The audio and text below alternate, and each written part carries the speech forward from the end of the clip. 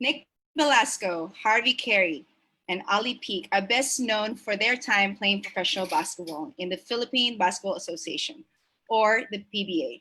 With a number of championships on their back and years in the league of experience, they are continuously using the platforms they have been given to inspire others through projects and ventures.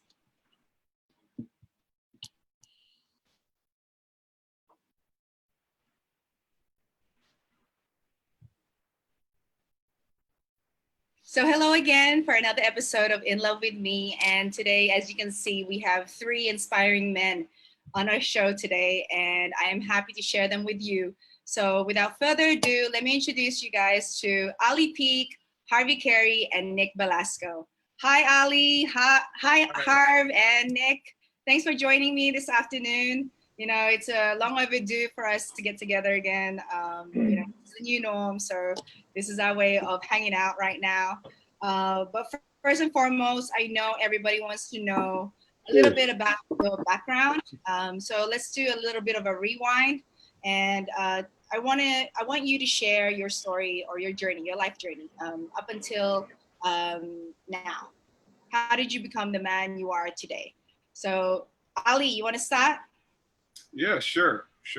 Well, I guess the journey for me started way back when I was about 12 years old. It's when I fell in love with the game of basketball, and how I found out about the Philippines and Philippine basketball and the PBA was through one of my uncles. And he was telling me, this was back in 1988. And he said, you know, there's a guy that's 50 years old that's playing in the PBA right now. I said, who's that? He said, his name is Robert Jaworski. They call him the basketball's living legend. I said, really? You know, of course, I'm an American kid. All I know about is Magic Johnson and Larry Bird and so on and so forth. So I just found it very ironic that several years later, after college, I ended up playing in the PBA. And, you know, 20 years later now, it's all been said and done. 16 years playing professional basketball, very successful career. And then these past 6 years have been all about just sort of redefining myself through trial and error. You know, this whole 6 years has been very, very eye-opening and mind-blowing for me. I've had my trials. I've had my, you know, starting from scratch, going back to the drawing board, I should say, and just realizing certain things that need to be done in order for you to be successful. Now that basketball is behind you, take time, and you have to take the time to learn. You're going to have some pitfalls along the way, but you have to learn from those mistakes. Honestly, that did not. It didn't really happen for me until about midway last year, when I finally started applying these certain fundamentals to a lot of my mentors that I've met along the way post basketball career, that things drastically changed for me. So it's been a very, very it's been an incredible journey, very, very incredible journey for me so far. Okay, Nic, what about you? So hard to follow up a professional broadcaster like Ali P. Let's let Harvey go first. No. Go ahead, Harvey. I can't talk after. It's hard to follow that, man. Yeah, but I'll go. Do it. I gotta get my thoughts right. Okay. Well, I just found out about the PBA when I was in high school through our mutual friend. All of us know Joe Fish. He was my assistant coach in high school, and he's the one who put the thought in my head of coming to the Philippines. I didn't know anything about the Philippines except that I was half Filipino.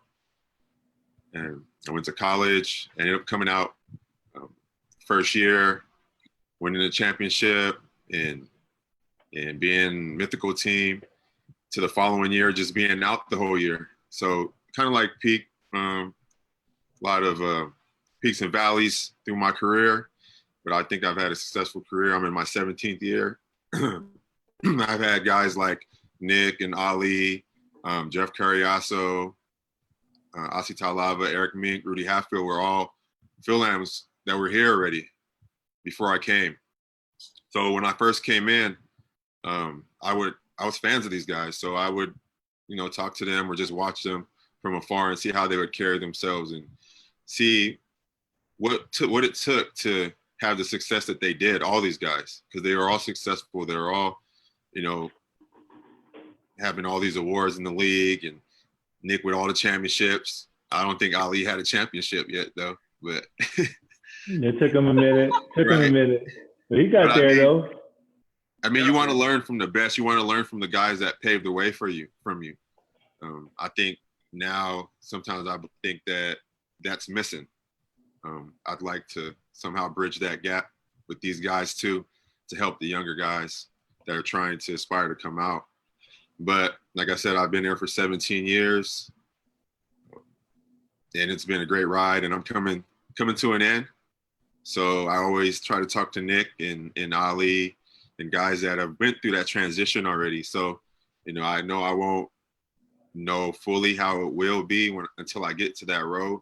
But with their guidance, it's helped me a lot to prepare mentally. So that's been my road. It's been a great 17 years. I never would have thought would have been playing.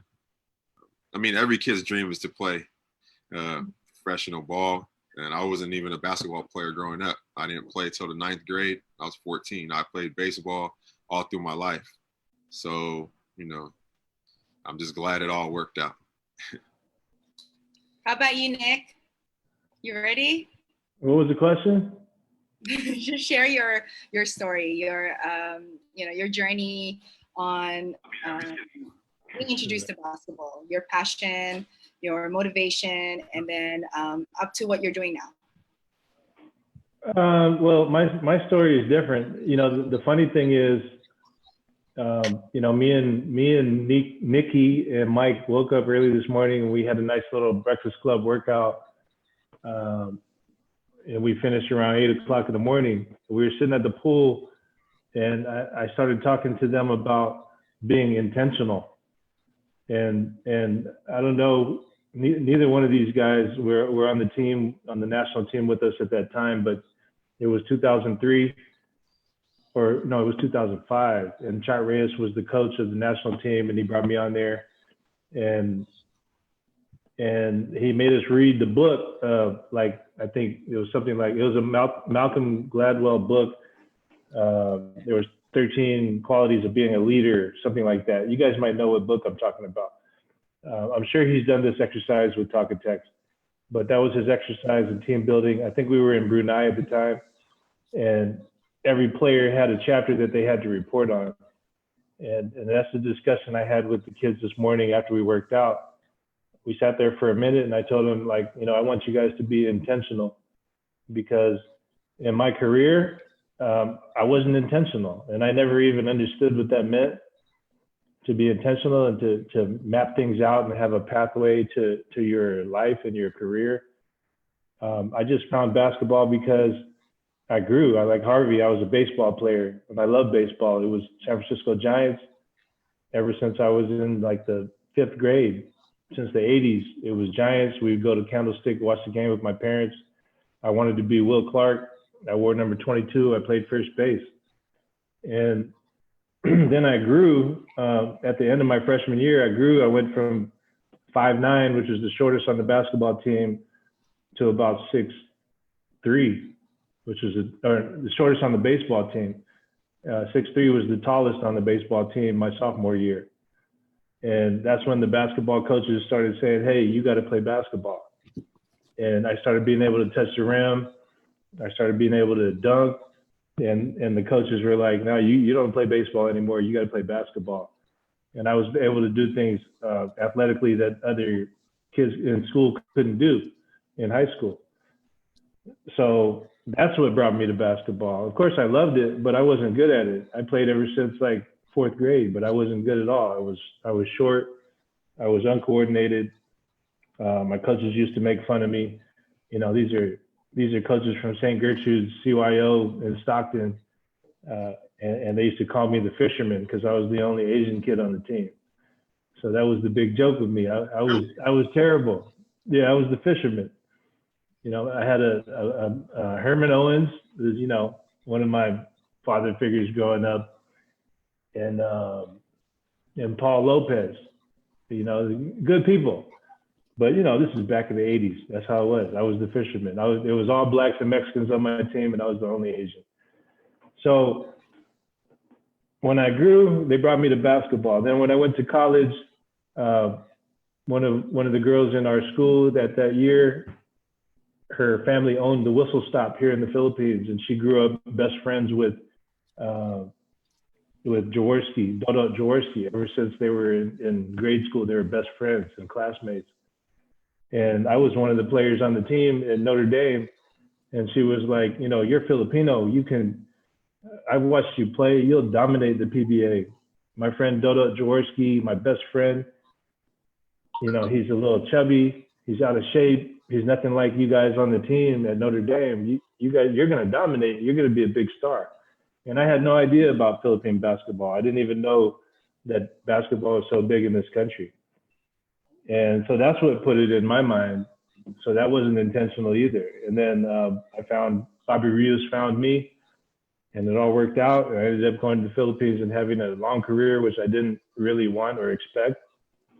And, you know, my talk with the kids this morning was, I want them to be intentional about what they get involved in. I got lucky to have the career I had, to have the success I had, to be tall, to be Filipino.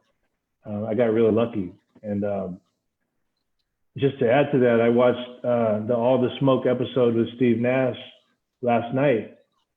And Steve Nash, it's crazy because he talked about the 94, 95, 96 years when he was working out with Gary Payton, Jason Kidd, and Brian Shaw in the Bay Area. And those were the years that I was on that Bay Pride team in the San Francisco Pro-Am. And I was there with all four of those guys on the same team because the team was owned by Bill Duffy. And Steve Nash was the coolest guy that I met there. And Brian Shaw, they didn't seem like superstars at all. Steve Nash had just finished at Santa Clara, and he had a good college career. And in that episode of All the Smoke, he talks about how he saw Jason Kidd and Brian Shaw and Gary Payton and Rex Walters, and how they were so much bigger and talented than he was. And he planned out and he mapped out his path to the NBA. You know, he saw what he had to do. He got a scholarship to Santa Clara, the only school in the country and the world that offered him a scholarship. And he mapped it out and he planned out his road to the NBA. And then when he became an MVP in the NBA, he worked harder and he got another MVP. So that's how intentional it was. So my path was like almost by accident. Of course, I have a good work ethic, not much talent. So I knew I had to work hard, and I never got comfortable once I got in. But that was my story, and that was my day. It was kind of weird.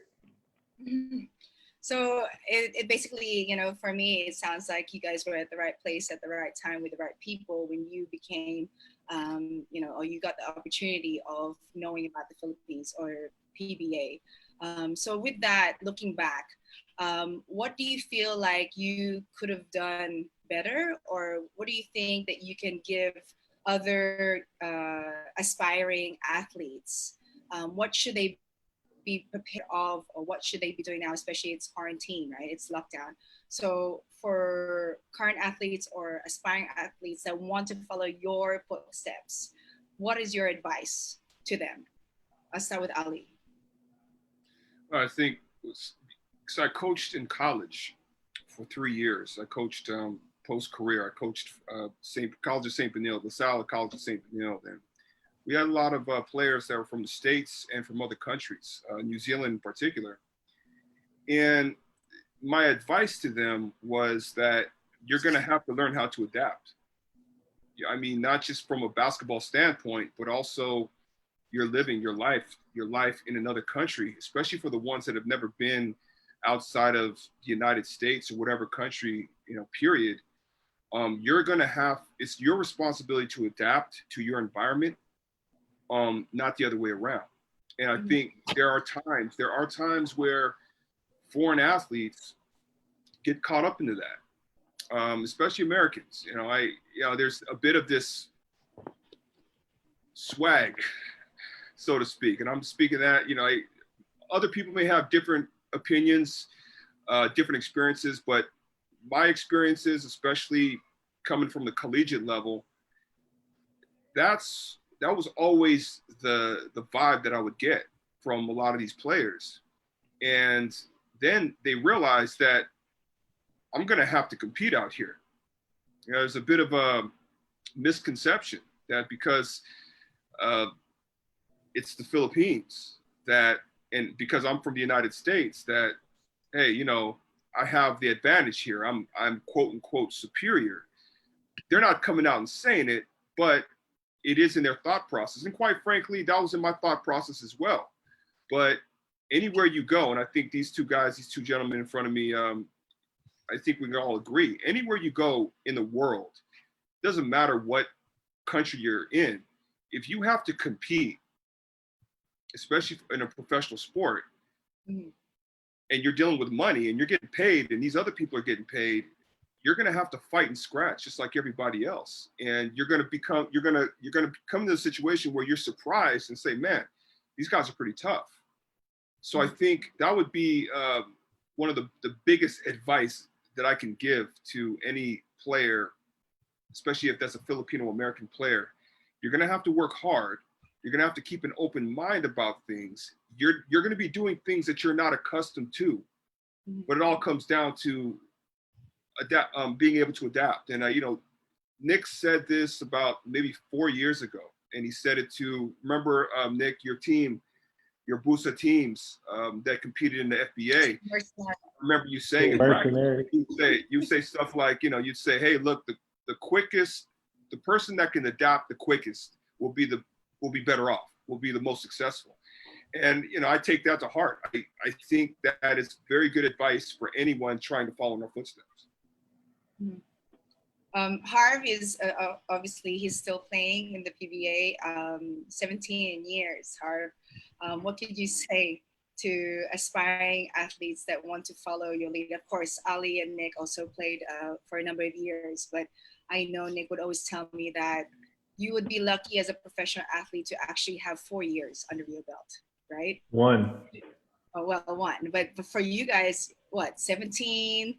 I know, Nic, like you went coaching after that. So, Harv, what would your motivation be for the youth, most especially? I always tell people to, number one, just be humble.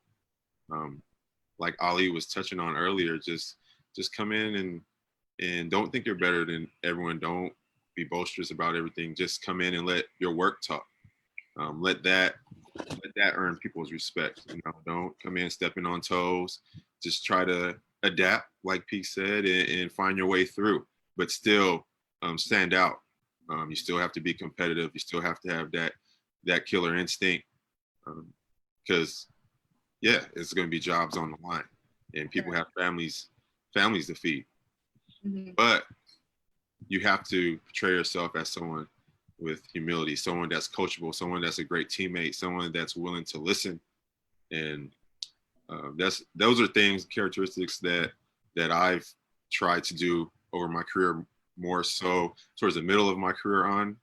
I know when we were all younger, our mindset was a little different. And I wish I had someone to sit me down and tell me certain things, but trial and error, like everything else. You learn from your failures, and then you grow from it. And also the work ethic, which Nic talked about. I think all three of us on here, what helped us a lot was the stuff that we did outside of the court, whether it's doing extra workouts or getting enough rest or eating the right things, just knowing how to balance everything, So I just say, just be humble and work hard and have a work ethic. I always tell guys, your job's not done when practice is done. It has to carry over. Invest in yourself and do the right things, because, the harder you work, You know, it's cliche. And you say the harder you work, the luckier you get, but it's true. You know, you're always prepared. If you get an opportunity, take advantage of it. If you're not prepared for it, the coach gonna look at you like, man, last time I put this guy in, he wasn't ready. Why would I put him in now? But if you go in, you know, take advantage. And like I said, you gotta grab that opportunity, because you never know if it's gonna be a last one.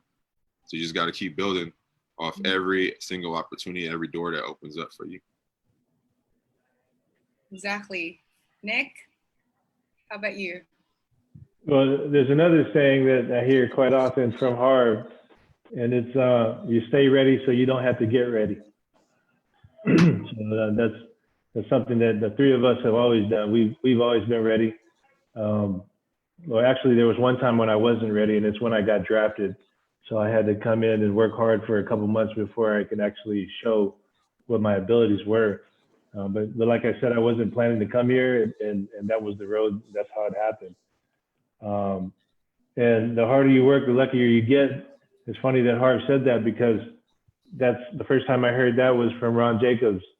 And with our San Miguel group, Ron Jacobs was the one that spoiled us so much by teaching us how to win at an early age, and teaching us all the secrets of winning and success in basketball in this country.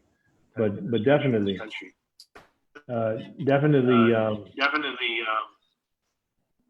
it's being humble is a huge thing.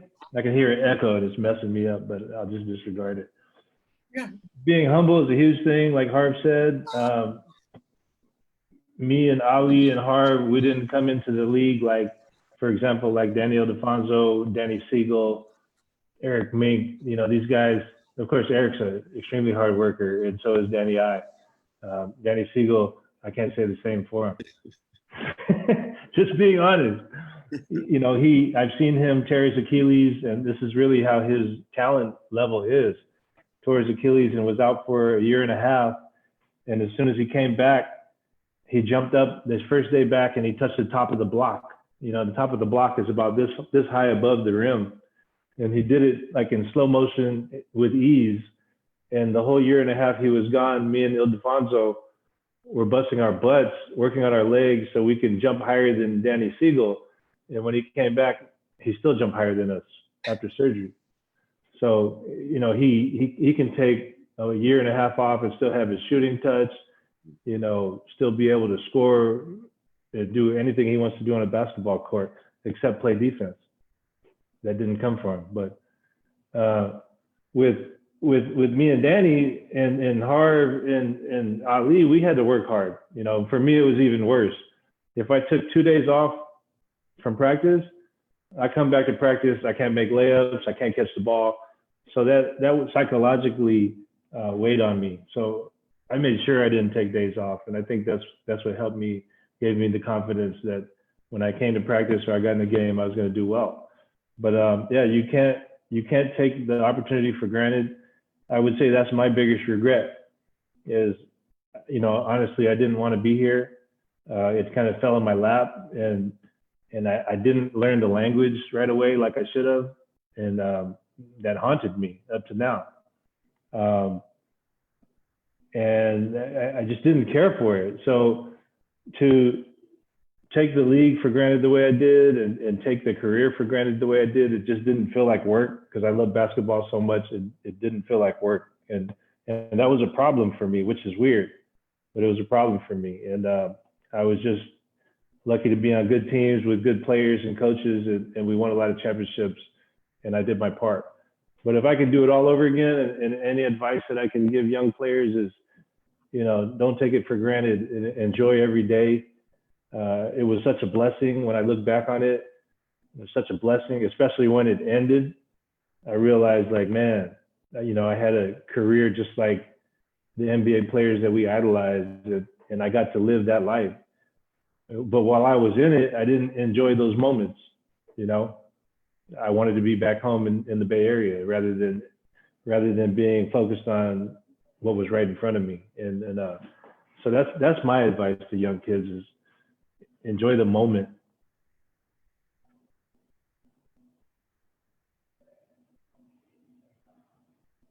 Yeah, so of course, as a professional athlete, you guys are challenged each day to be 100%, right? You have practice every day, you will have a game, and you just have to be ready. Like you guys were saying, stay ready.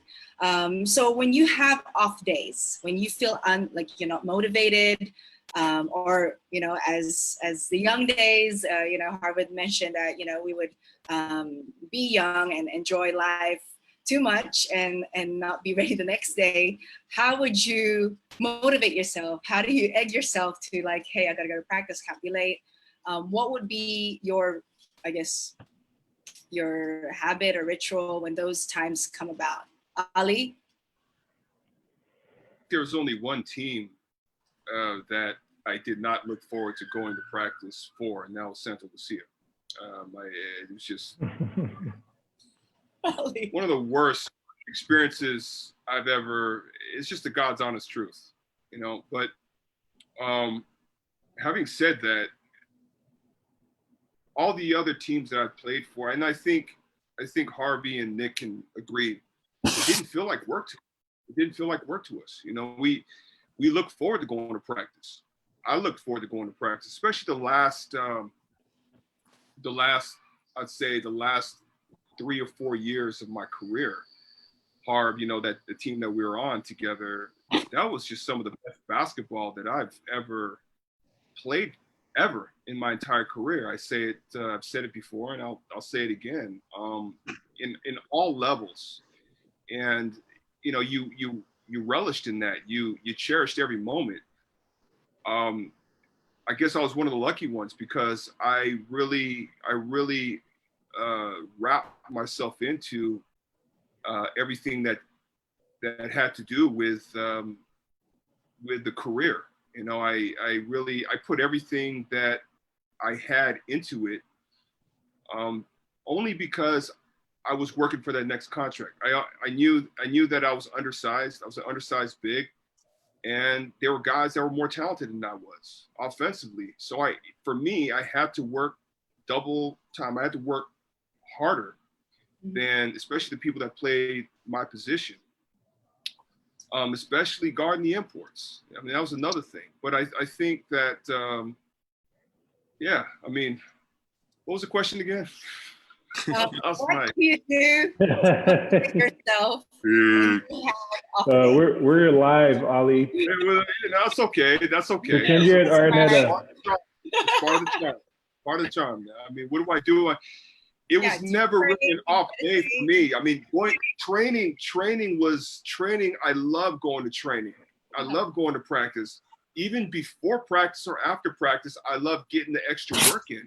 It was euphoric to me because I knew that I was getting myself ready for whatever situation I was going to be put in. So yeah, I mean, if I had an off game, it would mess with me for a little bit, but I always knew that, hey, the next, that's yesterday. That's the past. We have to focus on the next game. And that's something that I had to learn how to figure out as my career went on. The older I got, the better I was able to handle that, because of all the pressure, right? All the pressure, everyone, the expectations from anybody and everybody. And then you just figure out a way to block that out and just have tunnel vision and figure, hey, I really have to separate my personal life or whatever people are, or I have to block out what I think people might be thinking about me, forget about that, and focus on the objective. And the objective was to bounce back and help my team win. Okay, I know this might be a sensitive topic for you also. You had a really, it's even hard for me to say, like, because, it was a saddest moment for us because we weren't there. But would you like to share a time where you were shot and actually your bullet is still in your mouth, right? This is something that I know Ali is open to speaking about now, but can you share a little bit about that and how you overcame that whole challenge in your life? Well, I think it all started with the support of my teammates and the staff and the team and my family. I think that was, and my closest friends. You know, that the experience in the hospital for, I think, 2 weeks, it was 2 weeks or 1 week, I can't remember. That was really big. And if I didn't have that, you know, my mom and my sister flew in from the States. And if I didn't have those things, if I didn't have all of those components, I don't know how I'd have been able to come back. I mean, here's you got the fear of these guys didn't finish the job. You know, are they going to come after me because they know that they didn't finish the job? But, you know, my boss at the time, Manny Pangilinan, you know, allowed 2 of his detail to become my personal bodyguards for the next 2 years. I mean, 24/7. They lived with me. They were with me every single moment of the day. It was unbelievable. It was crazy. You know, outside of that, I remember my mother. My mother's been in the medical profession for, man, over 30 years. She teaches it now. She's a retired nurse. But she was informed by the nurses because I told her that she asked me, "How are you doing?" We had a therapist or psychologist come in and ask me some questions. And based on the answers I gave her, she told my mother that I'm having some post-traumatic stress. And what I didn't tell my family or my friends was that I would go into the bathroom by myself and just sort of sit there, you know. And that was in all odd hours of the night, just trying to, you know, put everything together. One of the questions that was asked was, yeah, my mom was not trying to convince me, but she was like, "Are you okay with the nurses and the therapist? Would you be open to taking medication, drugs to deal with this?" And I said, "No." She said, can I ask you why?" And I said, "Well, you know, look, if I start relying on other things, if I start relying on drugs, basically what it's doing is, I know you're here to help me, but basically what it's doing is making me forget or not feel what I'm going through." And I guess you could say part of my training is that you got to go through it. You know, in order to be successful in life, you got to be willing to take the hits. You got to be willing to go through the failures. You got to be willing to go through the pain. So I applied that to what was going on in the hospital room. And I said, let me figure it out on my own. If that means shaking at night, if that means having night, whatever, then I'm going to go through it. At some point, I'm not going to have those nightmares anymore. At some point, I'm not going to have those jitters or whatever it is you want to call it, you know. And that was the strength that was built, you know, aside from the support, which was tremendous. It was, I couldn't have asked more. I think all those things. And then another thing was my, you know, and this is kind of hard for me to talk about, but It's okay, Ali. We're here for you. yeah, no, I'm good. You know, it's very generous of you, the strength that you're sharing your story and transparency, especially at this time, No, because communication. I'm fine. Yeah, I'm fine with everything, but just my grandfather, you know, he I'm only crying because he's no longer with me. He was a veteran, fought for the Philippine Army, retired lieutenant colonel, lived until he was 93, and he was captured by the Japanese and tortured twice. How he survived that, I don't even know. So I'm here because of him. And I remember having a conversation with him when I got back to the States, and I said, "Hey, you know, Grandpa, you think I got anything to worry about if I go back over there and play?" He said, "No, you're gonna be fine." And the way I looked at it was, I never seen or heard any of my family ever say that my grandfather ever had flashbacks. or display any type of violence due to post-traumatic stress. So I figured, well, shit, this guy was in World War II, got captured. I mean, this is the only reason why I'm crying, you know. If he could do this, and I got support from my teammates, the team, my family. I got bodyguards that are, one was a bomb expert. Don't ask why he was guarding me.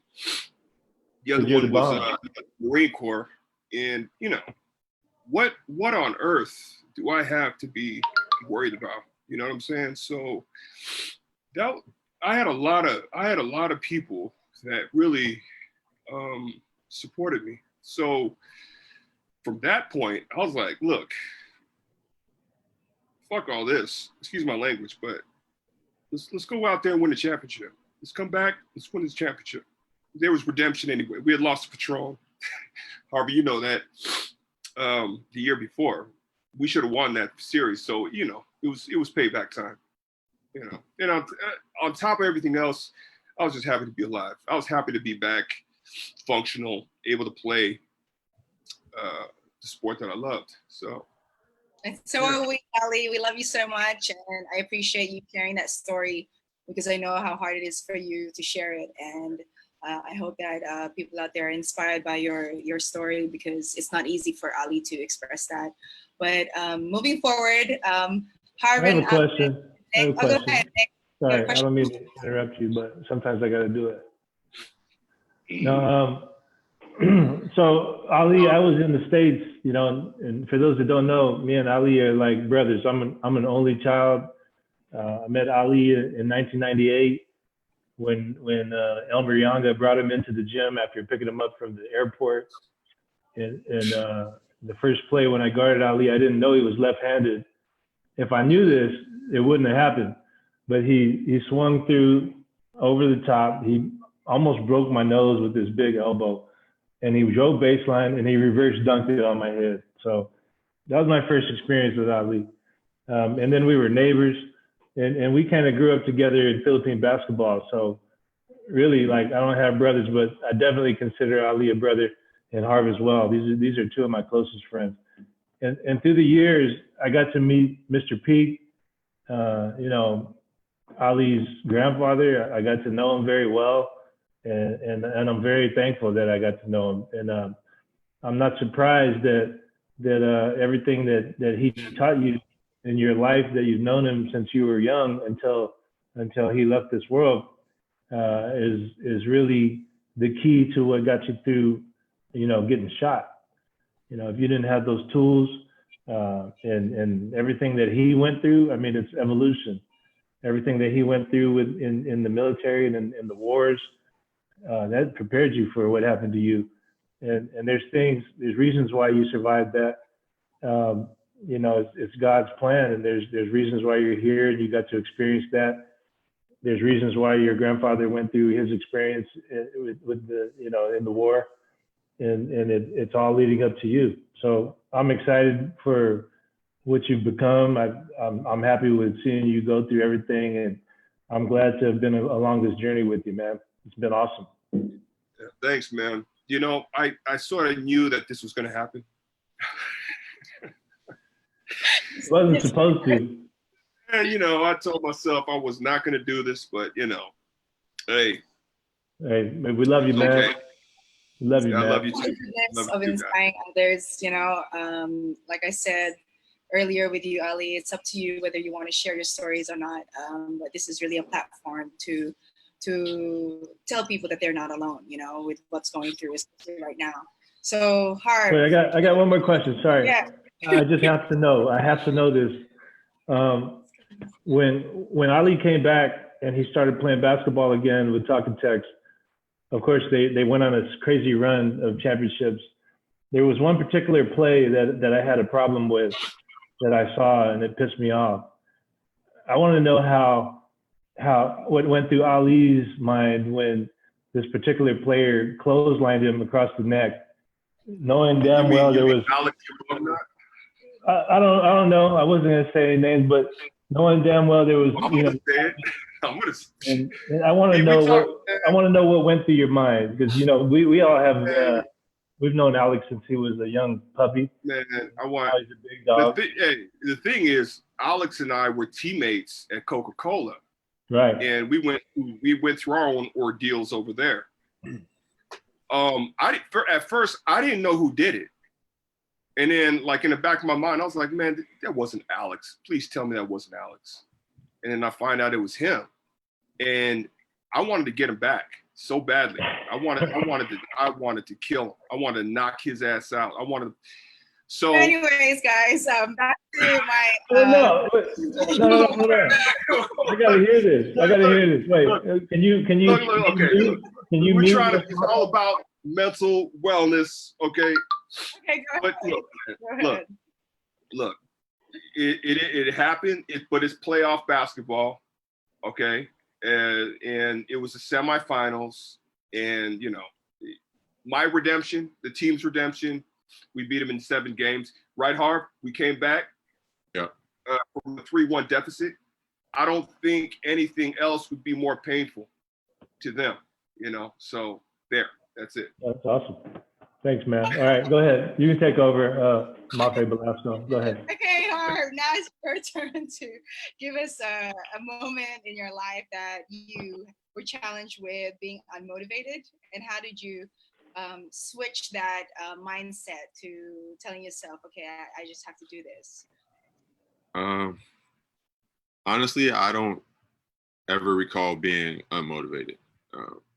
There are days where it's hard to be like, get up and be like, man, just the daily grind of it. And especially during preseason, or there's gaps between games.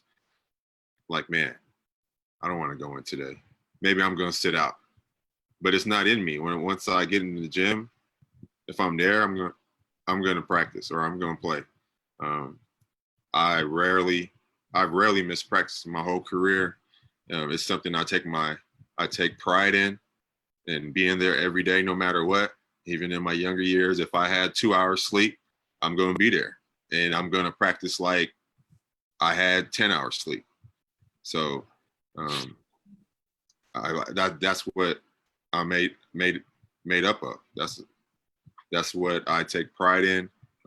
Even now, where I don't play so much, I tell the younger guys, I try to stay ready. I'm going to train like I'm playing 30 minutes a game. Even harder now that I'm not playing so much, because the window of opportunity is smaller for me when I get out there. I can't make a mistake. I have to be focused. I have to be ready mentally and physically when I get in there, because I don't have the time to mess up. So being unmotivated, it was never the case, because like Peak said, I love to work out. I love to train. It's a lifestyle for me. You know, I've watched Peak in the weight room. I've watched Nick in the weight room. Like, it's something that's kept us around, you know, just taking care of ourselves. And I just let it compete. I'm out there. We're watching The Last Dance. I know everyone's talking about it, but there's a clip in there where Jordan's winning the suicide. And something I try to do, you know. I don't want to put my teammates on blast, but one time I won, and coach was like, everybody sit out except for Harv. How you gonna let this 40-year-old beat you? And I felt bad, like, damn, I'm not gonna play, but I'm trying to stay in shape, you know. But it's just my nature to just go out there and compete, no matter what drill I want to win, whether it's running or just half court games or whatever. I've been blessed to be on the same team my whole career. And sometime or another, all my good friends have been my teammates. Nick's been there. Me and Peak's been there. We were teammates for a long time. And it wasn't like work. I looked forward to going in there, and just, it's like going to the park with your friends and playing pickup. We keep it light, we joke, or, you know, when it's time for business, we go after it. But like I said, I've been fortunate, and just to be you're talking about timing to come into the league and being able to be drafted by Talking Tex and just be there for my whole career. I've been able to see the world. I've seen places that I've dreamed of seeing when I was a kid, watching it on National Geographic as a little kid, like wondering, we didn't have internet, we had like, what we had, the encyclopedia, Mm-hmm.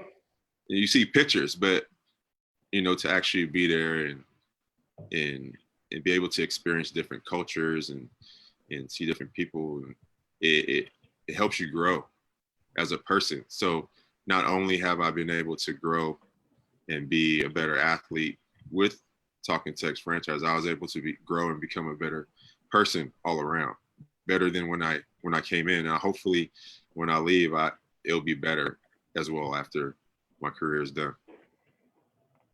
Hey, I have a question, Harv. What So up? you said in your younger years you would have 2 hours sleep. Why is that? You're a pro athlete. What causes that situation?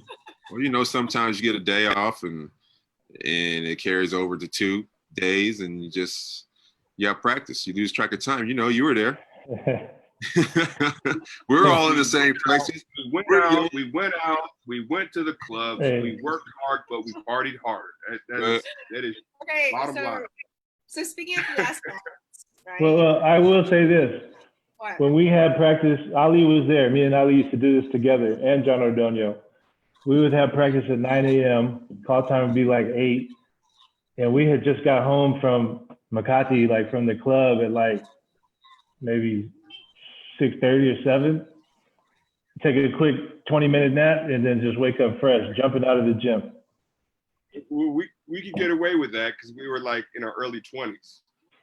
Yeah, no, that changed. That changed later on. It doesn't work like that anymore. Father Time is undefeated. You guys are listening to these guys. They're telling you that sleep is very important. So you need it's very important. 8 hours of sleep. So When you're young, you didn't hear the whole thing. When you're young. Now, when you get close to 40, everything changes. Right. So again, following up. I'm sorry, I don't mean to cut you off, Mafae. But speaking about going out, like when you're new to the country, like say, I'll talk for myself. There was no other way that I would be able to meet people. Where would I go? I'm just at practice. I go to the mall, go to the internet cafe, and where else were I going to meet someone? I got to go out. You got to mingle. You got to meet people. There wasn't like all these apps like they have now. It's easy. Like that's child's play. Yeah. It's like people don't converse anymore. They don't talk. Like you can't even call someone on the phone. They're like, just text me. Like, dang, really? But I know that's off topic. But No. but me going out, that was the reason. Like you want to meet people, man. You don't want to be stuck in your apartment or wherever you are. Like, man, you're in a new environment. You want to take it on. Yeah, I wouldn't have met Mafae if it wasn't for going out. Anyways, that's another topic. I was there. Okay, Hey, it was Ali's fault. He didn't want to dance. Nick, man, dance with him. I'm like, what? Okay. Never mind. So Change subject. speaking of Last Dance, Michael Jordan. Obviously, Yeah. Harv mentioned it. It's on Netflix right now. The youth are watching it. You're watching it with your kids. You're all 3 of you are fathers now. So what are you? I'm pretty sure when it's showing, you're telling your own stories to your kids. So what's the difference between that era of Michael Jordan era to the generation now? And what can you say do you say that it's a better era than today? Nick? Heart. Me. All right, go ahead. No. People from that era or the era we came in, I think we have thicker skin. I mean, you can be held accountable and not feel like someone's talking down on you. I think that it gets mistaken. The passion gets mistaken for someone trying to be derogatory toward you and try to berate you, but it's not. Like you have to listen to what the people are saying to you. I know Jordan was, super competitive. But I mean, in life, you're going to come across different type of people. You just have to learn how to handle them. Like, all right, whatever. Like Steve Kerr didn't back down, you know, he hit him back. You know, is there certain things you have to do when you come across certain type of people? I just think that we're more thick-skinned, and now I just think sometimes it's just for show. Like, you can't call someone out. You can't do anything without hurting their feelings. But then again, you learn how to talk to certain people. Like, I can't talk to player A like I talk to Ali or I talk to Nick. Because I know if I be like, motherfucker, come on, man, like, you effing up. Or if I say that to him, he gonna be like, man, Harv tripping. Like, why you gotta do that? Like, it's not that. You know, it's because I care. I want you to do better. But they hear the tone. They think it's negativity. But like I said, the difference, I think, more is the mentality, the mental strength to be able to take yelling or anything like that. Because I've had coaches through my whole career, you know, you get called names. You be like, what? Like, it's funny to me. Like, that's how I look at it. It just motivates me. Like, when I played for Coach Trot, I mean, Pete could attest to this. You'll mess up in the game. He'll sub you out, and he'll follow you all the way down to your seat and cuss you out. Cuss you out in front of everyone. Your family, doesn't matter. 5 minutes later, he'll be like, are you ready to play? Are you ready to play? Like, yeah, I'm ready to play. Look, you better put me back in, and we'll go in. Like, that's just a relationship. Like, it's like that. It's respect first. No one trying to disrespect you. Everyone just wants to win. It's passion, you know. And you know, we've been there. You've been there. We've had matches back in the day with Coach, but it was respect. You know, he could cuss me out, and I could yell back at him, and he'll come back to me and be like, "Okay, I think he's ready to go back in. I'm gonna put Ali back in now." You know. So I think that's the biggest difference. Mm-hmm. Nick, do you have anything to add? Well, you know, I don't want to be one of those guys like the old school, old head guys that says we're better than the younger group, or we're tougher than the younger group, or because there's some tough guys out these days, the same as back in our day. I would say it's the environment that they're in. You know, the camera phones, this right here. You guys see Instagram, you know, it changed everything. It kind of messed things up as far as I'm concerned. Because you come in as a UAAP player, you know, you already have hundreds of thousands of followers before you even stepped on a pro court against grown men. You know, so you're still a little kid pretty much in our eyes as pro players. When those guys would come into the gym, a fresh, you know, brand new rookie UAAP guy, like, that was fresh meat. Like, we're going to destroy that kid, you know? But nowadays, and that kid understands that. He understands that he can't compete with the older vets. Nowadays, they come in the gym with 200,000 followers. So, you know, how do you talk to a kid like that that's got endorsements and all this stuff? Like, you know, the coaches, the media, the endorsements, the marketing, kids are protected these days. You know, back in the day with us, you come in, it's what you're going to provide on the court. Basically, that's it. Didn't care how many followers you have. It didn't matter who supports you or whatever. You step on the court with us, just like the veterans did to us when we got on the court when we were young rookies. I got scars all over my whole head from guys like Noli Loxin, from guys like Alvin Patrimonio, you know, Nelson Asaitono. Those guys used to beat my ass like every day just to prove a point that, hey, this is our league. You don't just come in here, you know, and I took those blows, and eventually I developed my game to where I could shut those guys down, you know, and that's just the evolution. But I had to earn it. Like, we all had to earn our spot in this league. Nowadays, it's kind of like entitled, you know, you're entitled. You went to a certain school, you have this many followers, it's handed to you, you know. Guys are handed a lot of stuff before they even set foot on court with grown men. And one last point about social media and camera phones is, I always say this to my kids, like, and to my friends. I feel like the way we had our pro career is very similar to how Barkley and all these guys during that era had their pro careers. Like we would go to bars and, you know, we would drink and we would get loose with our friends, and there would be the guys there that maybe didn't like us, and it might turn into a fight, you know? So we were used to getting loose all the time, you know, and then we had no problem with that.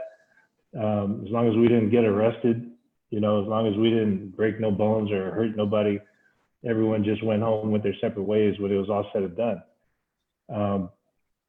Then when we got on the court, we kind of played the same way. You know, if you hit me, I'm going to hit you back. I don't care. I'm going to get loose. There's hard fouls. There's playoff fouls. Physicality is allowed. That was just the nature of the game. But nowadays, I mean, these kids and the stars in the PBA, they can't get loose. You know, can they go out and act how they want to act? They can't. There's cameras everywhere. There's CCTV everywhere. As soon as something weird happens, everyone's got their phone up in a split second recording. So I feel like, this is my own personal feeling, is that that carries over to the game, since they're not used to being loose anywhere in public, except for maybe in their privacy of their own home. You know, it kind of messes with your development as far as I'm concerned. You know, then when you get on the court, you kind of play soft too. You know, unless you're the type of player that is really talented and tough, and there's a lot of those guys that don't care, and those are old school players, and they still exist. I would just say that there's not as many. Mm-hmm. How about you, Ali? I think, and I experienced a little bit of this when I was coaching college. Is instant gratification. I think a lot of the players today, and it's not necessarily their fault. You know, in our time, if we wanted to go, if we had to do a book report, if we had to do homework, if we had to do a research paper, we had to go to the library. We had to either find a ride to get there, we had to drive there, we had to walk there, we had to ride our bikes there, take public transportation or something. And then when you get there, you have to know how to use the library. And then you got to go find the books. Card catalog. Now, Right? huh? The card catalog. Card catalog. Yeah, the card catalog, yeah. And then, People don't know. 4.0 is a brainiac. Huh? Me? We didn't have libraries in Stockton. Oh. Look, I mean, you guys understand, like, if we want to, all kids have to do really now today is, you know, is open their gadget, press on Google, and they'll get all the information and then some that they need. And, you know, I really agree with what Nick said. I mean, how do you tell a kid that he's got a lot to work on or improve on, and he's got like 500,000 followers already, and he hasn't played professional basketball? I mean, some of that has to get to your head a little bit. I will say this though, there have been maybe one or two players from this generation that are cut from the same cloth that we were cut from 20 years ago. So it's not an impossible thing. I think a lot of it also has to do with the environment that you grow up in, is particularly in the home. A lot of it starts in the home. One of the things that stuck out to me about The Last Dance was when they were talking about Michael Jordan. I think it was the first few episodes. Dean Smith was describing Michael Jordan in his first year at UNC, University of North Carolina. He said that I could see right away that his parents had done a really good job with him. You know, I mean, that is the entire package. And I hope one day that I'm able to say the same, or I hear someone, a mentor or a coach or someone, say the same thing about my kids. I think that's very, very important. Sometimes you got to take a little bit of the old school and apply it to what's going on today. It's that old saying that the more things change, the more things stay the same. I think a lot of people have to always remember that. You have to remember that. And then just to take it a step further, teaching some of my athletes before, it was like, you know, coach, I want to work on my 3-point. Like this was crazy. It's crazy to me. I remember saying, hey, we're going to work on, what are we working on today, coach? Well, first of all, you shouldn't even be asking me that. You know, I mean, old school, you just do what I ask you to do. But then, okay, all right, I'm adjusting to my approach. And I say, we're working on the block. Coach, you know, I want to work on my 3-point shots. You know, obviously the game is expanded. The big man is stepping further and further away from the basket. So at some point, and I had to explain this to them, some point, the post is going to be almost obsolete. It's going to become a lost art. Just like a lot of the fundamentals that we grew up watching, Harv, Nic. I mean, the mid-range jump shot, we don't see too many, at least I don't. We don't see too many guys taking advantage of that mid-range jump shot. There's only 2 guys I can think of that did, or 3 guys, Rip Hamilton, Kobe Bryant, and Michael Jordan. It's the only 3 guys that I could think of that used it dramatically. But I've said this many times in my teaching. Once something becomes a lost art, even more important to learn. Because if it starts to become a lost art, that means coaches aren't preparing for it. So you have to learn this. You have to learn everything. You know, that just makes you a better athlete. I remember certain athletes, because we did have a D-League team. And these are prospects. These are PBA prospects. One of them played for the national team. He was so inconsistent. It was unbelievable. Not only in practice, but also in the games. He would look brilliant one game. The next game, I don't know where his mind was at.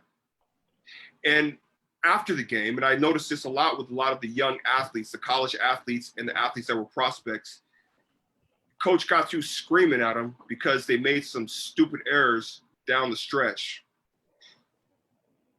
And right after you get through, Harv, Nic, myself, when we lost, even if it was a regular season game, we'd sit there and sulk for a little bit, kind of let it sink in. It hurt us, it bothered us.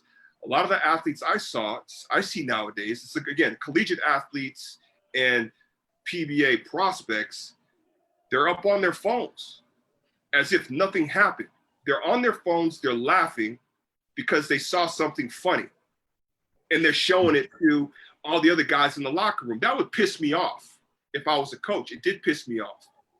You know, I had to have a talk with them, you know, about consistency and how important it is to be consistent day in and day out. It has to be a habit.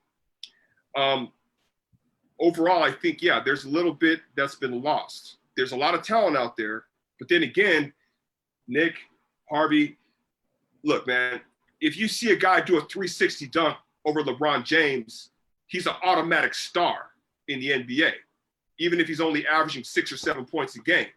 If he does it again, this time on Joel Embiid, he's even more of a superstar because now all you got to do is hashtag his name and he's going to pop up everywhere on all types of social media platforms. And before you know it, the guy's got, 2 million followers. It's ridiculous, and he's only averaging less than 10 points a game. It makes no sense.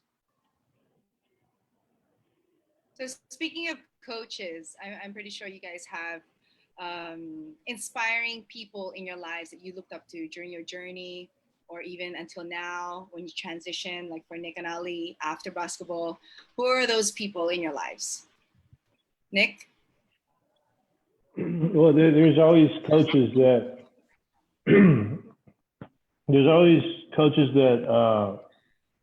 come into your life and they change everything. For me, I had a coach in college. I had two coaches actually, and the crazy thing is, my head coach in college eventually became Harvey's head coach in college. So Pat Pascaldo, and it's crazy that me and Harvey are good friends. We're brothers. We never knew each other back then, and we had the same type of path and the same upbringing. The stories that Pascaldo used to tell us at Notre Dame of course, every coach, they take those stories with every team that they go to. So they say the same stories to the new team. So me and Harv know all the Wally Pipp stories and all this stuff that Pascal used to say. And then he had an assistant coach, which was Rodney Tension. And Rodney Tension was a great player. He had a chance to go NBA, but he broke his wrist right before the draft. I think he played for University of South Florida. Super athlete. I think when we were in college, he could still jump from the free throw line and dunk. And he was one of the top players in San Francisco for many years. San Francisco Pro-Am, people used to go there just to watch him. So that's where I learned my relentlessness was from Rodney Tension. And then when I got to the pros, of course, me and Ali had Norman Black, and that was an experience. I got some funny stories about Ali and Coach Norman, but you know, I won't say them. We'll save that for another podcast. But it was an experience, and you know, me and Ali, we have a relationship with Norman until this day. And Norman, you know, I'm thankful for this, that Norman traded me to San Miguel. And in San Miguel, I ended up going on a long run of championships with the San Miguel guys. And that wouldn't happen without Norman, you know? So I'm thankful to him for that. And then I got to play with Ron Jacobs as a young pro. And man, that was life-changing because, I mean, he taught all of us in the San Miguel program the formula to winning. Like we would go into preseason at one point and we just knew we're going to win it. There's no question. And it was like multiple conferences in a row that we felt that way. And we did win it until they went zone. And then we had to spend some years to figure out the zone. And Ron wasn't with us at that time. But just to have every hole in the defense covered, every adjustment instant, you make a mistake and he knows exactly what mistake you made at exactly what time, and you think he missed it. You know, it taught me how to play without making mistakes. You know, you're not allowed to make mistakes. And I think that's a big mistake that coaches these days make. You know, they say, oh yeah, min-sun, it's gonna happen. If you're supposed to send the guy baseline and you're not supposed to allow him to go middle, oh, once in a while he's gonna get middle. Like, nah, not with Ron Jacobs. If you're supposed to send him baseline and you let him go middle, you know you're not gonna play no more on his team. So, and that was the formula to winning. You hold guys accountable. They have to do it the right way or else they don't play. And then after Ron and Coach Jong, of course, Coach Jong is like family to me until this day. You know, we've had differences in the past when he was my coach. But we're family now. Like, you know, and I'm close with his wife and his two kids, and a huge influence on my life. When I had hard times in my career, actually my whole pro career, he's the only coach that pulled me aside and sat me down and said, hey, you need to get your stuff together. You know, he's the only one that I've had my whole career, my whole life that has done that for me. And I'm extremely appreciative. And that's why I say he's family forever. But then I had Coach Kirk Collier. And Coach Kirk Collier not only taught me how to play, but he developed my body. And I didn't know this was even possible. At 30 years old, you know, I felt like my athleticism was declining. But when I met Kirk at 30, he put me on the plyo workout. If you go on his basketball workout Instagram, you'll see all of it. That thing is legit. I mean, that's the only reason that I started getting 20-20 games. And not only did he develop my legs, but he put the mindset of how to dominate in the paint. And so I owe the second half of my career to Kirk. He put another 11 years on my career from 30 until 41. And then last to mention is Coach John Moran. A lot of people don't remember him, but he came in real briefly with Shell, and he lived in my building at 8 Walk Walk. And he coached with Bobby Knight in Indiana for a few years. And me and him became friends. And he said, hey, just bring me pizza, you know, you can bring some beer or whatever, and we'll pop in your tape, and I'll show you the holes in your game. And that's what we did. And that was like 02, 03. And those little pizza and tape sessions with him, it made me see the game so differently. And so I owe it all to those guys. And I had to mention all of them. Okay. How about you, Ali? Who are your inspirations in your journey of life? Well, I'd say I'd go with my mom. My mom is, well, my mom and my dad. What my mom had to endure, being a single parent for I think about 7 years, 6 or 7 years. And man, I tested her patience. You know, I don't like, and what I think about now that I have kids is how old she was at the time. And I'm thinking, could I have done that? Because she was working 2 full-time jobs, trying to, and then, you know, I remember she wasn't able to come home on a certain day, or she wouldn't come home until like maybe 1 o'clock, 2 o'clock. So it was either my Lola or my great grandmother or my uncle or my aunt that would babysit and watch over me. So that would be one. And then, you know, my high school coach, Greg Herrick, he had, I don't know if you guys remember Trevor Wilson, Harvey. Yeah, sure. He for the Lakers a little bit. Yeah, Trevor Wilson and Kevin Holmes. Kevin Holmes was drafted by the Sixers. He ended up having a great career in Cyprus and in other parts of Europe. But, you know, Greg Herrick was very influential to me. And, you know, we still keep in touch to this day. And we, you know, it's like I won't speak to him for about a year, you know, or I don't know, 6 or 7 months. And then when we talk, it's like we pick up where we left off. You know, it's a funny story. Funny story with him is I was able to speak to him last year. I got to call him up again, but we talked for about an hour, and he said that, you know, he travels a lot. He goes, I went on a cruise. I said, you went on a cruise? He goes, yeah. And you know what? There's a lot of the staff are Filipinos, you know, like from the Philippines.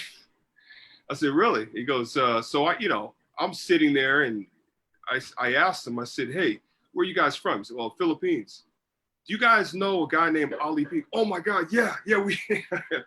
And so I tell you what, he got the treatment. He got, like, they were bringing out food to him. But don't worry about it. Don't worry about it, coach. They're calling him coach.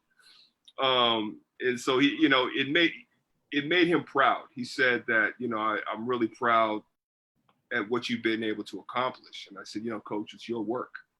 You know, it's your work. So Coach Herrick, and then in my professional career, of course, Norman Black, I'll always be grateful to Norman Black because he drafted me. You know, he came out, worked me out over there in the Bay Area, and then he drafted me into the PBA, gave me my first opportunity. And then it's funny because my second coach was Chuck Reyes. And, you know, things just kind of come full circle. I did play for Coach Tim Cohn for about four and a half years. And he was very, very, I mean, you talk about, oh my gosh, I learned so much from that guy. You know, my only regret is I wish we won more championships, but we had a lot of knuckleheads on that team. I was one of them. Did you guys win one? Man.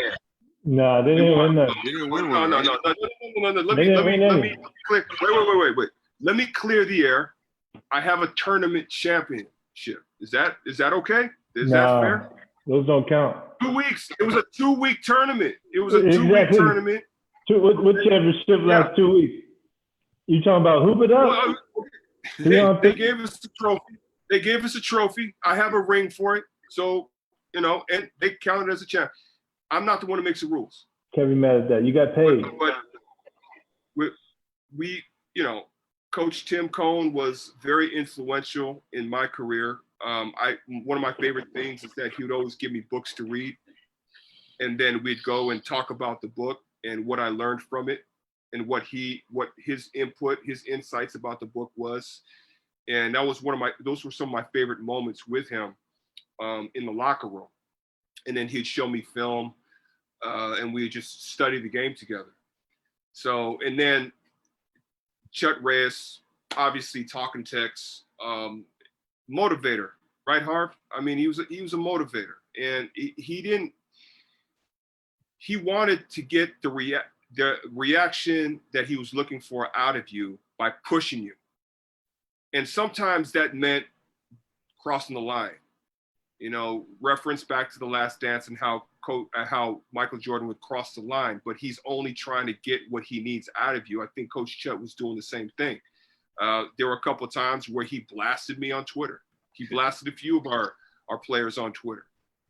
You know, he said Ryan Reyes can't follow instructions. He's the reason why we lost the game. This so on and so forth. He pretended like he filed a missing report on me and Kelly Williams during the finals because we haven't showed up the last 2 games. You know what I mean? But he wanted to motivate us. I remember my agent saying, "Hey, do you think I should say something? Do you think I should go to the press?" I said, no, just leave it alone. And what are you doing right now? I'm at the weight room. I know exactly what he's looking for. He wants to see how I'm going to respond. You know, it's just things I really appreciated from Coach Chut.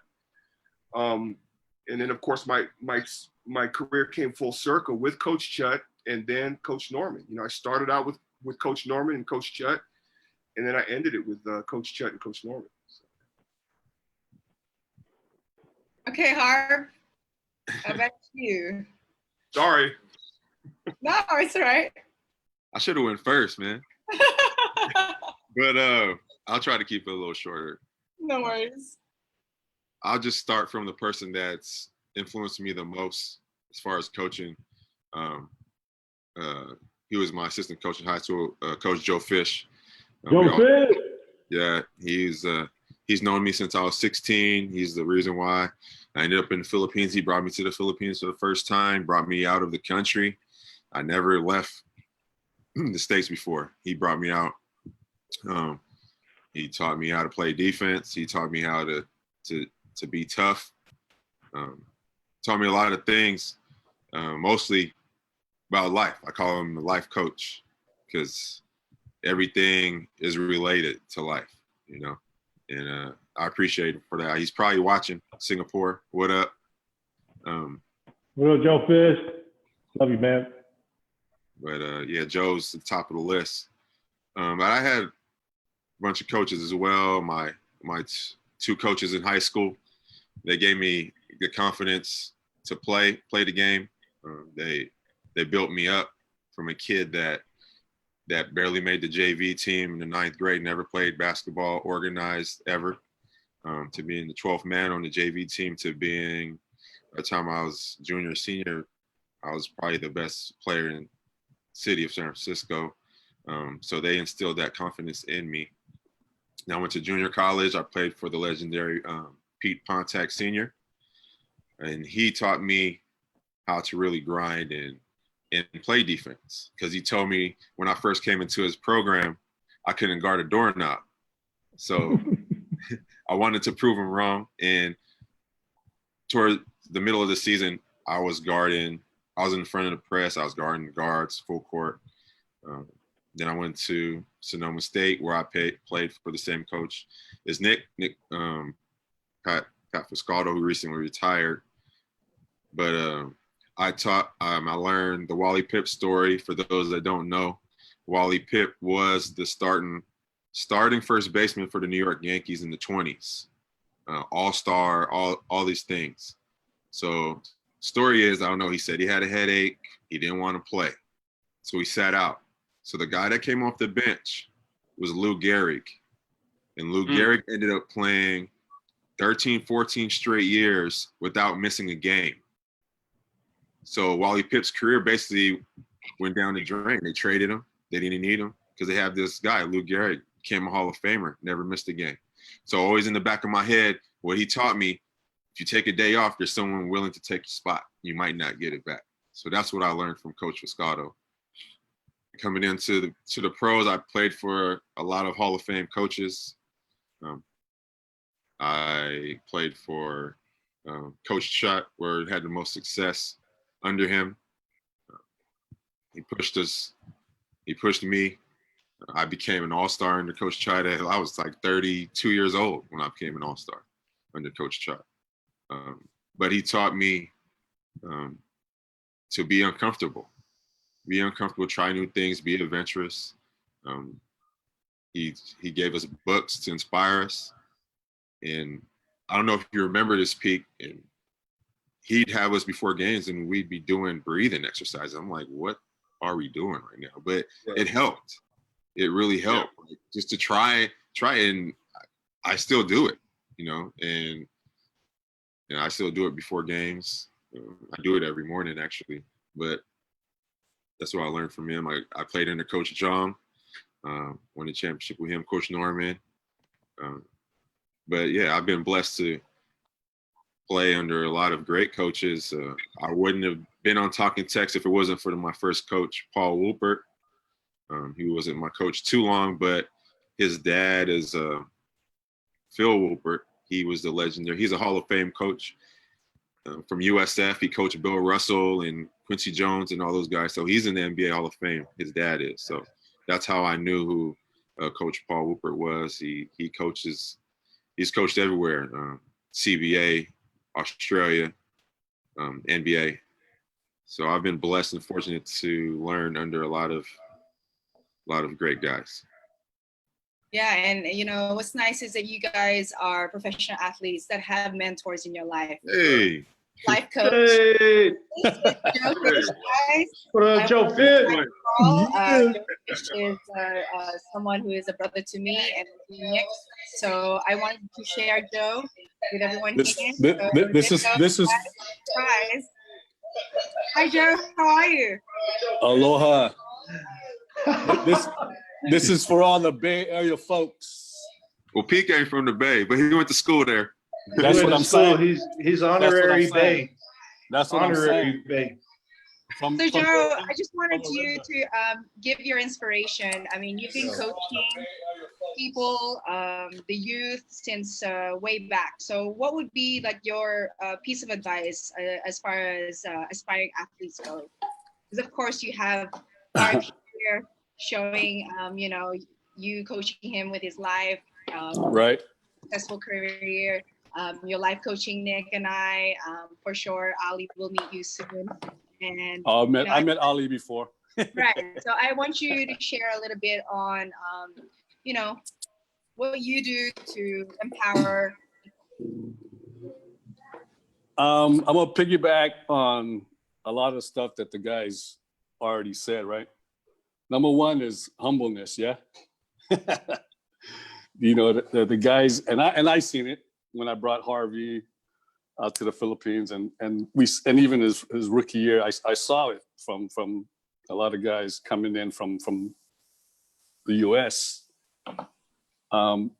You can't come in there thinking you're God's gift to basketball, because the local guy is not going to let you take their money, right? You guys agree? Yeah. Oh yeah. And here's another thing too, and another Bay Area guy, Jeff Carriazo. We always talk about it, and Jeff's been a big help, you know, from helping me with Harv and all the other guys too, whoever he's helped before. We always talked about, if you're good, you know, someone's gonna pick you up, right? And that's been the model that we've always told younger guys. If you're good, someone's gonna pick you up. And the word makisama, di ba? Tagalog, makisama ka, di ba? And my mom taught me that. When I moved from San Francisco to Hawaii, and I had to go work at I worked for United Airlines, and I had to work at a different company, a different department. She told me, makisama ka, meaning get along with the new folks, with your new employees, new environment, whatever. And same thing, you come from the state, you go to the Philippines, you have to have that mindset, makisama ka, because if not, you have a big stain on you, right? And awesome to hear you guys talk about longevity, coming in, being humble, working hard, because nothing's gonna be handed, nothing's gonna be given to you. You gotta work hard for it, right? And it's just a blessing that I've that I've got to be a part of Harvey's career, Harvey's success. And I always tell him, I'm just a messenger. That's all I've been. Hey, Fish, you trying to make Harvey cry? Not this time. Not this time. He cried 2 years ago. I saw that.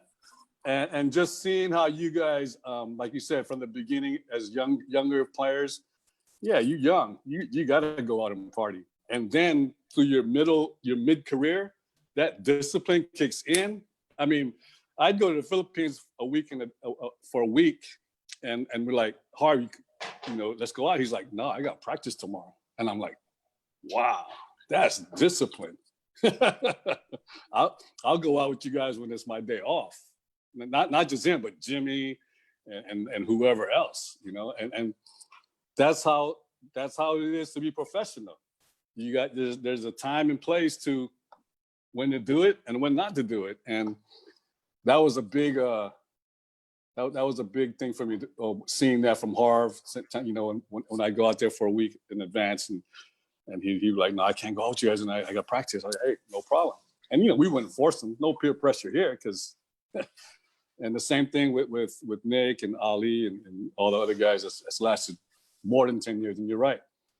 If you could last a year, good. If not, then you're not doing anything. You're not doing anything correct. Yeah, you're doing something wrong. And I like I told Nick, I've known Nick since he was since '95. I'm a adult in San Francisco watching the Pro-Am, and here's this guy, Nick, tall, lanky guy, rebounding for Gary Payton, Jason Kidd, Brian Shaw, Rex Walters, and they win a championship. And it's funny because they beat a team that had Dell Demps and Sean Chambers. Yeah. And then the next year, Nick's in the PBA. But I didn't meet you guys, Mafae, you and Nick, till what, 2014? Yeah, reunited. And no, thank you for having me. Yeah, thanks, Joe. Thanks for popping in. And before we wrap up, guys, I just want to go around the room and please share a sentence of motivation to the people, the youth that are watching. Can we start with Ali? Wow. I was watching a bit of this documentary, and it was the quote was from Miles Davis, and I hope I get this right, but he said, it takes a long time to figure out the game that you're trying to, or it takes a long time to figure out how you're supposed to play. And I think, because he's a jazz musician, and I think that's relatable to life. I think you're on a constant journey trying to figure out, of course, when we were playing basketball, we were discovering and rediscovering ourselves. We were training, not just the physical aspect, but also the mental aspect. And, at some point of your career, you start to come full circle. You still have a bit of that youth, and you have that experience underneath your belt. Then everything just becomes you see the game a completely different way than everybody else does. And then the game becomes that much easier. But I also think that you can also relate that in life. And I think that people have to be willing to go through that. Some people don't want to embrace that change. Some people are too scared to embrace that type of change. But you're constantly evolving. And just going back to the beginning of this whole interview, is, that's something that over the last 6 years has been I guess a bit of an evolution for myself, trying to figure out where I fit in now in society, as opposed to when I was playing professional basketball for 16 years. I think that's the next challenge in my career. And I think that I'm on the right track. Love you, brother.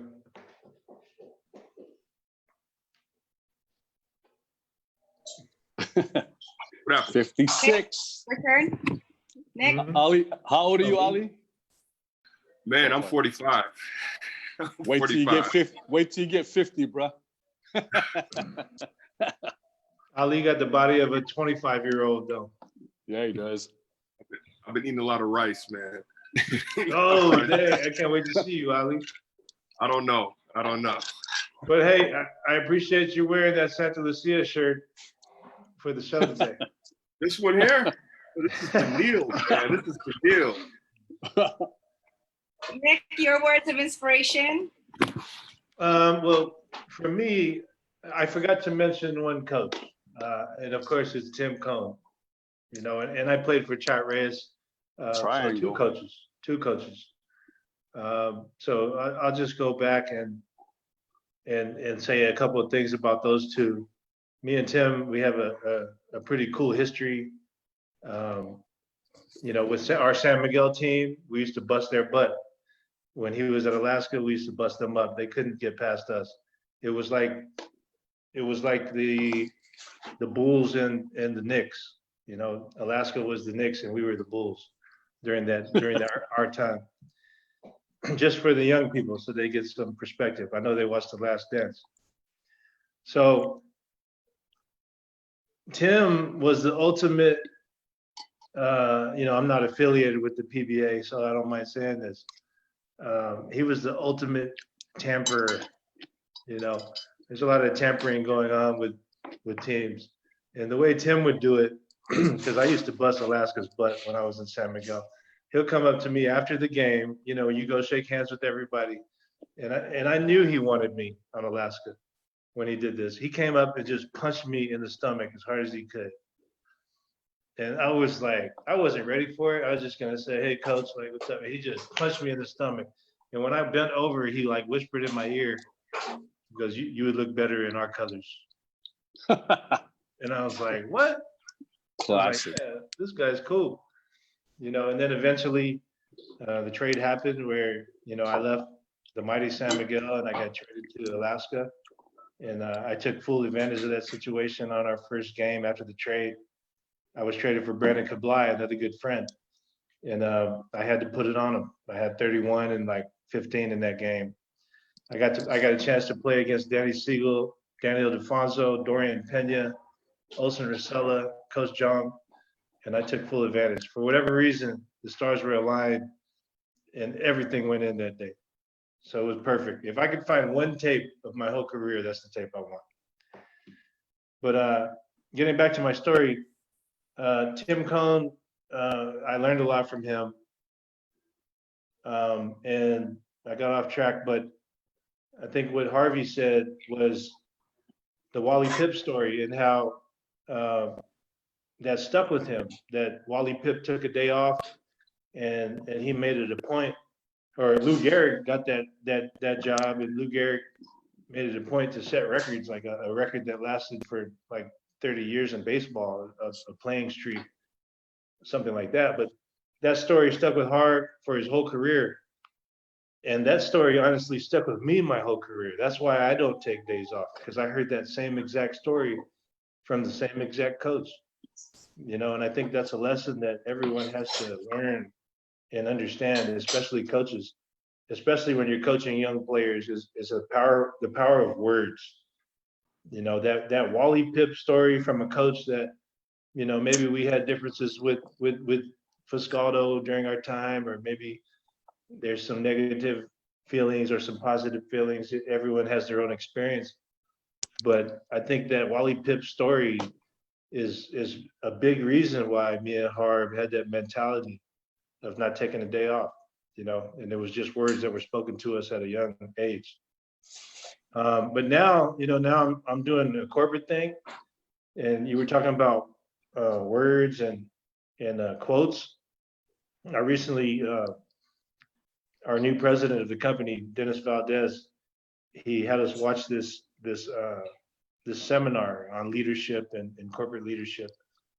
And there was something there that struck me. It was about self-reflection. The guy's name is Harry Kramer. So if you Google Harry Kramer, he's a leadership corporate coach from Kellogg in Northwestern in Chicago. And it struck me because he talked about self-reflection. You know, you should self-reflect and think about, take about 15 minutes a day. Think about the day before, what you did that you liked, what you did that you didn't like, what you did that you're proud of, you know, and what you're going to do the next day. So it's a 15-minute exercise. I've been doing it for the past like 2 weeks. It's helped me a lot. And it also talks about taking time. So take time to study things, take time to understand all the different sides of all the different stories that you're involved in before you make decisions. And part of it, the last thing that he said was, is you shouldn't be surprised with things. If you're taking the time and you're doing the due diligence on the things the way you're supposed to be doing it, you shouldn't be surprised. So you can tell when people don't take time to you know, study things the way they should be studying them, because they're always surprised. You know, Don't like, half-ass it. yeah, well, you could tell when they're half-assing because they're always surprised. And he said, you know what I say to people when they're always surprised like that? He goes, my answer to them is always, I'm surprised you're surprised. You know, I'm surprised you're surprised because you're not doing the work. So that struck me, you know, and I'm the type of guy that rushes through things. So that told me, like, you got to slow it down, take your time, and self-reflect, so you're not surprised by things. You know, and the last quote from a real mentor of mine now, and I'm very jealous about Harv sometimes, and there's a real big reason why, is that he's had Joe Fish from high school until right now, you know, as a mentor. And that's something I didn't have. I made all the mistakes you could make in a pro career, as far as money, managing money, you know, relationships, you know, I made all the mistakes you could make as a pro. And I know that if I had a mentor like Fish right next to me the whole time, I wouldn't have made a lot of those mistakes. So young players, that's a lesson. You know, you gotta have a mentor. You gotta pick the right person to be your mentor. And I'm very thankful, because actually these three guys on the call with us right now, I pretty much talk to all three of these guys every single day. And you know, I'm an only child, and that means a lot to me, especially at this point in my life when I went through my career and I made all these tons of mistakes. Now I make sure to take the time that I don't make decisions without talking to these three guys right here. Blood ain't gotta be family, right? Or family ain't gotta be blood, Nick. Nah, man, it's real, man, and I appreciate all three of you. You know, Ali, you've been through Likewise, brother. everything. Harv, Appreciate you too, man. you know, you guys are my brothers, man, and this is the last thing I'm gonna say on the call. I appreciate you guys, man. Love you guys. Love you too, bro. Too, man. Nothing but aloha. Okay, that's a great one sentence. Thanks for Oh, my that, Nick. bad. Harv, what about you? Yeah, I don't think Pig did a census either. Like, It's okay, go ahead. but just to touch on what Nick said about picking the right people, basically to be around or a mentor, I think that's important. People that you surround yourself with. You want to be around people that'll push you, that'll make. And you got to play hard, Nick. You, Harv and Ali. yep. Sorry. That'll push you and Go, man. make you want to do better and want to improve yourself. It's important.